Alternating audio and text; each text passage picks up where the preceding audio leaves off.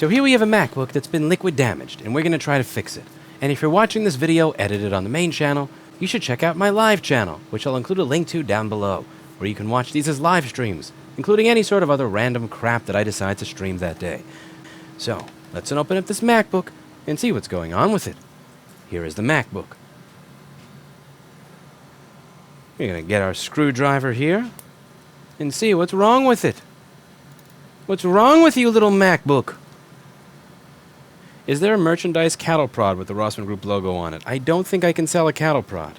I need to go to the hardware store later to pick up some stuff for my bike, but I figured I would fix a MacBook in the meantime because that's what we're supposed to do here is fix MacBooks. I can play with my toys once all the MacBooks have been fixed. So here we have the MacBook. This is the inside of the MacBook. Let's see how many amps it takes when we try to turn it on. If this MacBook already works, if we have yet another MacBook here where everything just already works, I might just cry and work on my bike. The fan is spinning. Are you kidding me?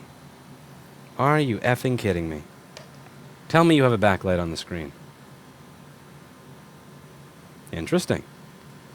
We're only taking 200 milliamps. And it seems like my software says we're taking less than 200 milliamps.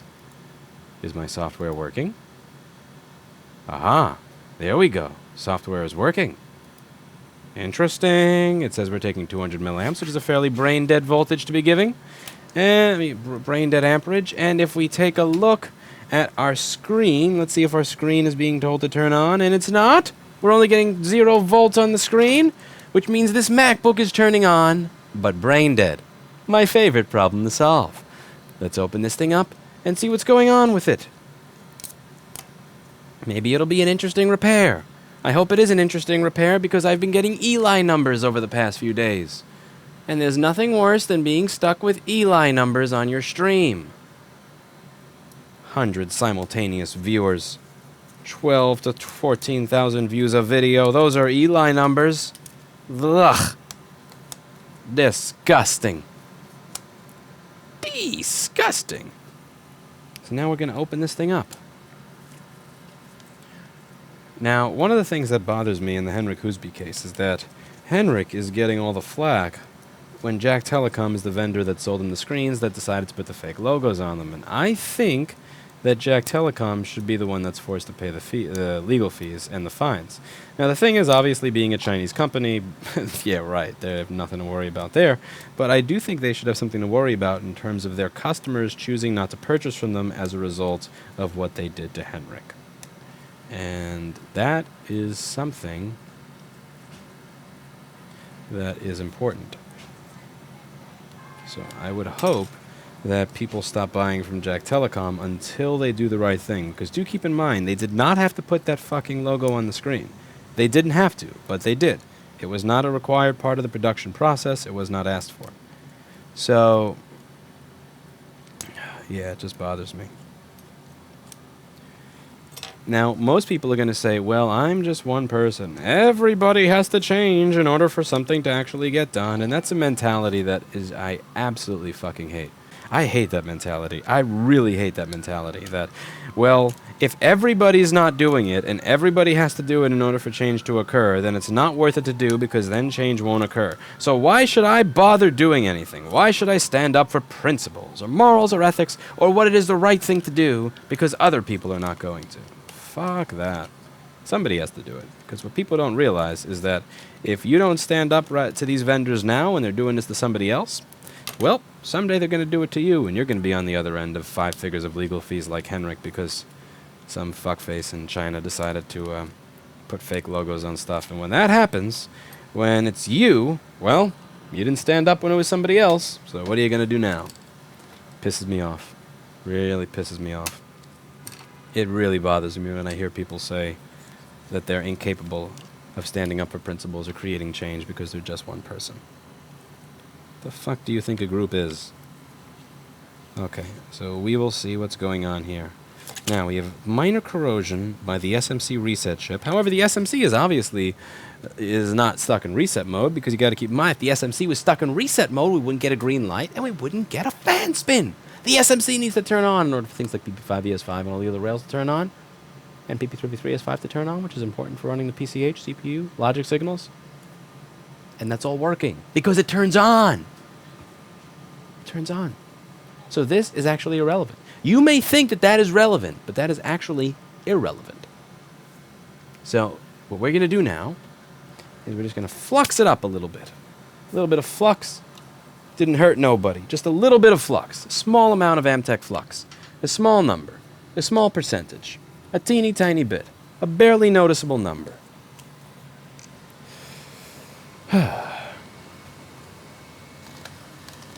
bucket of flux. That's probably more accurate.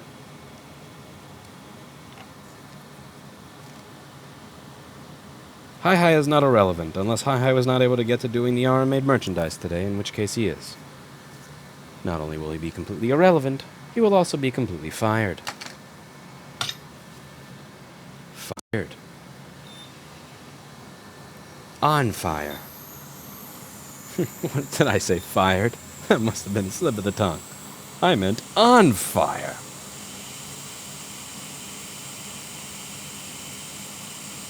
Let's get rid of all this nasty corrosion.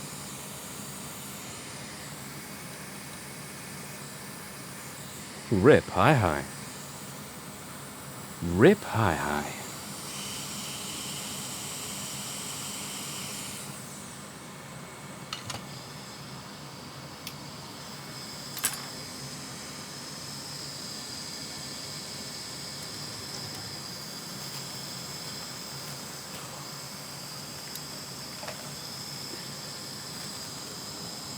Rip HAKKO.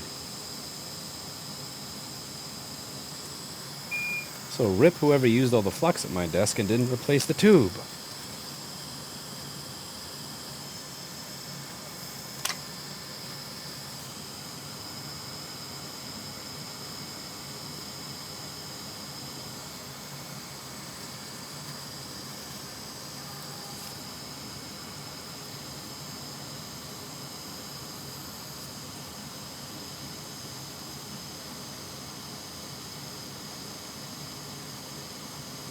It's like filing your nails.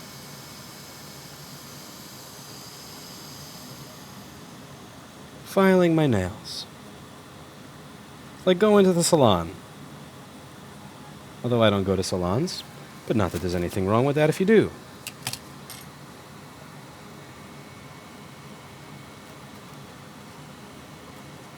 And we take a look over and see what could be causing this to be brain dead. What are you? Are you a green spot of corrosion on my clock chip? How is the new modem working? So far, it's doing very well. The day that I got this Netgear in from somebody here, thank you very much, the Spectrum people finally delivered me a modem that was not made that shitty Puma chipset. So I've been using that because God knows I'm going to be on hold for 5 or 6 hours trying to provision the new modem I got. That is a hell I don't wish on anybody, but I do have the backup modem for when that modem eventually fails, and it will because that's something that Spectrum gave me. Okay, I'm going to reflow this a little bit. What happened to the last stream? I don't know. You haven't told me. What did happen to the last stream? There's a chance that that little green piece may not actually be corrosion, but rather may simply be just something from manufacturing. Interesting. Why do people buy MacBooks? Because Erica told them to. It's really her fault, to be honest with you. If we really dig into why people buy MacBooks, who is at fault for people buying MacBooks? It's 100% on Erica. It's Erica's fault, really.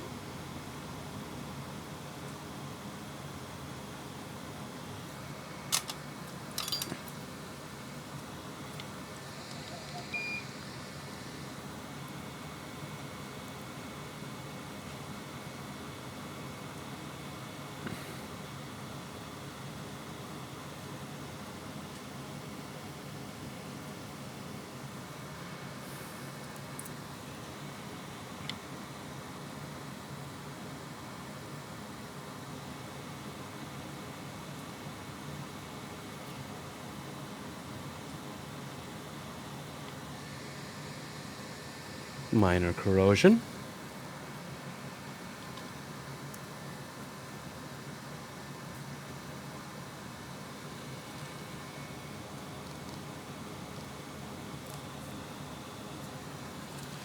Oh, yeah. So satisfying.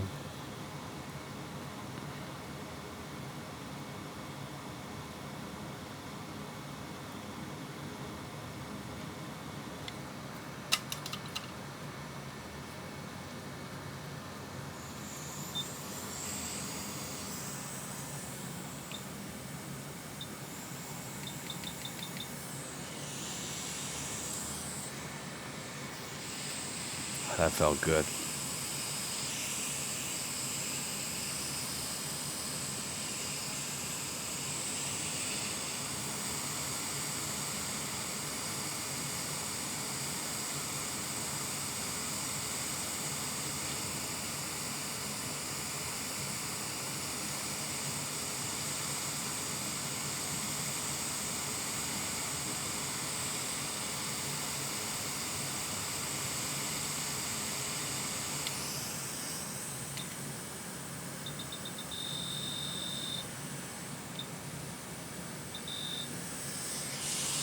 This chip is responsible for PM, PCH, power OK, and PCH, power OK.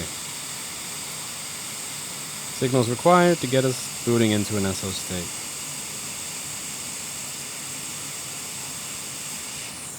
This chip's might likely are just fine. It just needs a little bit of TLC.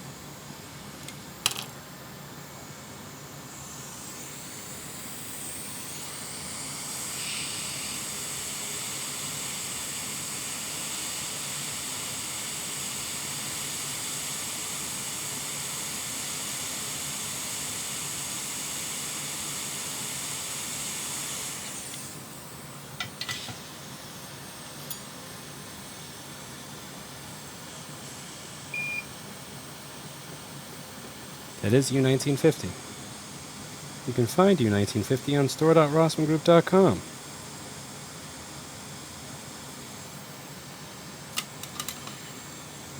Now, if there's corrosion here, it makes me wonder if any of it got to the area under the CPU, because that would be where I would expect something like no brain to originate from. Corrosion in this area here.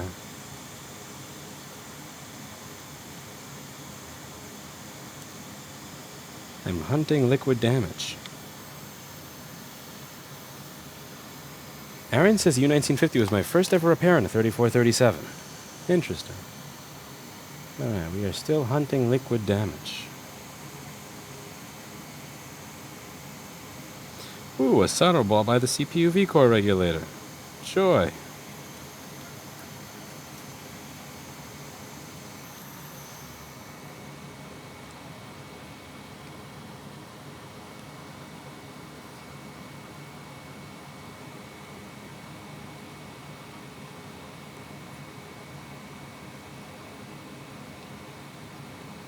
Now when I turn this back on, what we're going to be looking for is amperage draw of 550 milliamps, or at least the change from the 280 rubbish it was giving us before. So let's see what happens if we plug it in on the desk at this point in time.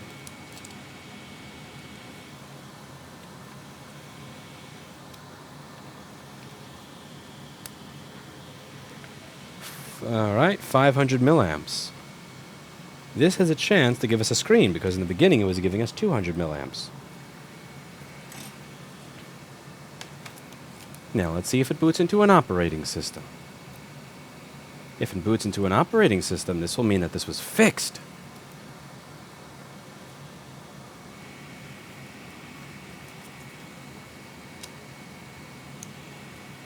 Now we're going to see if it boots and gives us a picture on the screen.